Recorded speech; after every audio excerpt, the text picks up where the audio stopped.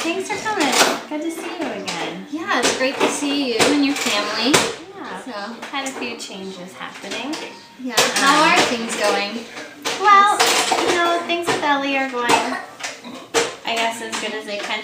I have noticed, though, that she's having more seizures.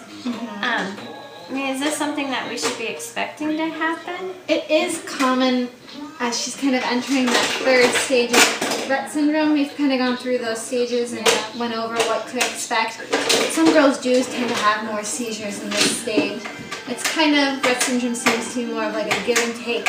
You kind of get one thing, but you're given another. Okay. So it's kind of more common to see those seizures. We have a doctor appointment set up for it, and I don't really know what they're going to say and what to expect with that, but so we'll see what happens there, and we'll let you know and things like that. Yeah, if you need someone to talk to about that or to kind of decompress and go through those comments and what you found out, feel free to give me a call and we can go through all that. I have noticed on the upside, she appears to be a little less agitated and her mood has kind of improved, and I think that it's because maybe she's sleeping better at night. Well, that is a plus. So how's that? Good thing. How have you been feeling about that? It's a little less stressful because, you kind of know what to expect with her now. She's a little bit more happy with things, and so it just kind of makes the day go a little easier. Yeah. So that's been good. And, like we talked about last time with the boys, I was really concerned that they were feeling kind of left out with all the attention that, gets put into Ellie. And so, Ben and I have made really big efforts to kind of do things with them on an individual basis. And so I took them to the zoo a couple weeks ago, just the two of them, and it was a great time. And they really enjoyed it. And it was just kind of good to get away to a little bit and just to kind of reconnect with them almost, I felt like. So. Yeah, I bet they really enjoyed that 2-to-1 time. Yeah, kind of it was that good. Individual attention. It was good. Yeah. So, yeah. Good. I'm glad to hear that. Okay. What else? Anything? How about her communication-wise? Have you noticed anything we've kind of talked about in this stage? I know she lost a lot of her communication. Yeah. But in this stage, you kind of can see more develop. It may look a little different. It may not be words, but have you noticed anything consistent that she's been trying to convey? When we do like meals, whether it's, like feeding, mealtime or snack time or something like that, I've noticed that if I'm not getting the food out to her fast enough, or if she wants more, she kind of does a lot of pounding on the tray and things like that.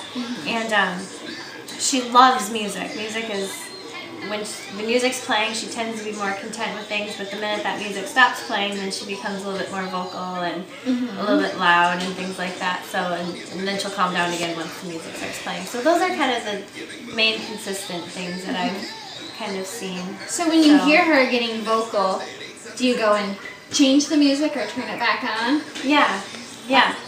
Good. So because it kind of was a trial and error to kind of figure out what it was, and then it was one day I turned the music back on, and then she stopped, and then I turned it off, and she went, she got vocal, and I turned it back on, and I was like, okay, well. Have the boys got to try those types of things with her? Yeah, and they've kind of noticed too, like if I'm busy doing something and the music stops or things like that, they're definitely more inclined to jump in with things, and they've kind of noticed too, especially with during feeding time too, she's pounding on her tray. They're very good at, about getting her a little quick something to kind of, tie her over, I guess, until.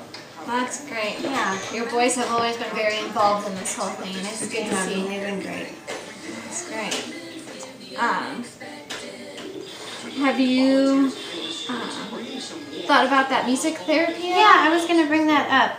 I know we talked a little bit about that last time, and so, I've kind of looked more into it, and I definitely think that it would probably be something that would be good for her to experience and go through. So how do we start that? Do I need to contact them, or will you contact them? That's something we can go through and contact and set up. And I know with the boys, and you wanting to spend more time with them, this can be something that's more incorporated during her speech therapy time and her physical therapy time. Okay, yeah. So it's not another person coming in to see you and another time that you've got to set aside for Ellie and kind of take away from the boys. Yeah. So we can kind of incorporate that into speech therapy. Because I think therapy. they would probably you know, like it too if they could every once in a while. And then, you know, especially too, I don't know if it's like specific songs that they play or things that they can kind of learn and kind of do with her also. That's perfect for them to get involved and help out with a music therapist and maybe, you know, learn a song on the guitar, and that could be their contribution to the session. Or,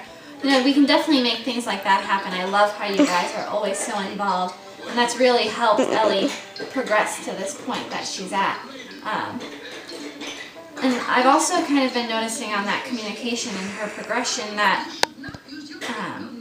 she seems to be making a lot more eye contact. Is that something you've noticed? Yeah, and I was actually going to ask kind of, because I know that is kind of a strength of hers, so I didn't know, like, where do we go now with her communication now that it seems to be kind of, she's trying to communicate a lot more. Where do we go now to make sure she's getting her needs and wants met? That's a great question. There's a lot of different ways that we communicate that we've kind of talked about through your eyes, facial expressions, gestures, vocalizations, and they also have, I'm sure you've seen in your research and what you've been looking up, some communication devices, kind of computerized programs. And with Ellie's hand wringing, oh, you're fine. With Ellie's hand wringing,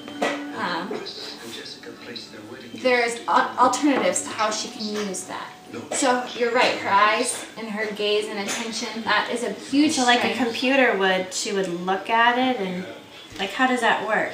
Yeah, there's different systems that you can put with those communication devices that work with your eyes. So when she looks at something, and you can set it for, you know, 2 seconds or 5 seconds or whatever you know her attention is at that time, it'll speak to what she wants. Oh.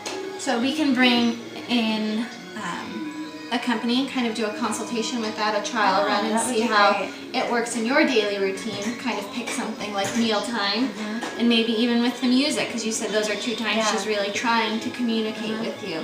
That would be a great opportunity to try that out and see how comfortable you feel with it, and your husband and the boys, and see. That would be a great way for her to communicate those wants and needs. Oh, perfect. Well, I think we've got a lot covered. I mean, there's a lot of questions that I kind of had, and so it's just kind of nice to talk through some of these things and kind of figure out where do we go from here. And it sounds like you'll get a lot more answers to things about where to go after your doctor's Anything appointment. else that we should be doing in the meantime? Seizures? No, I think you guys are doing great. You respond to her vocalizations. You treat them like she's communicating, because she is. She's trying to. You've done a great job with the boys, and watching them interact with her, you can just see her face light up, and you know that's great to get them involved and help them feel comfortable. Yeah, you can tell she loves her brothers. Definitely. She's a very lucky little girl.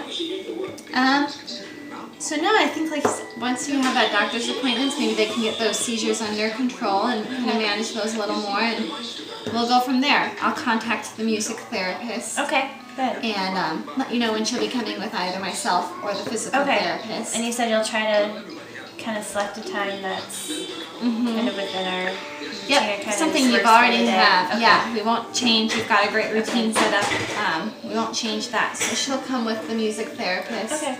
Sounds like someone might be getting into something over there. So we can kind of wrap this up and go check that out, and go say hi to Ellie. All right. All right. Thanks.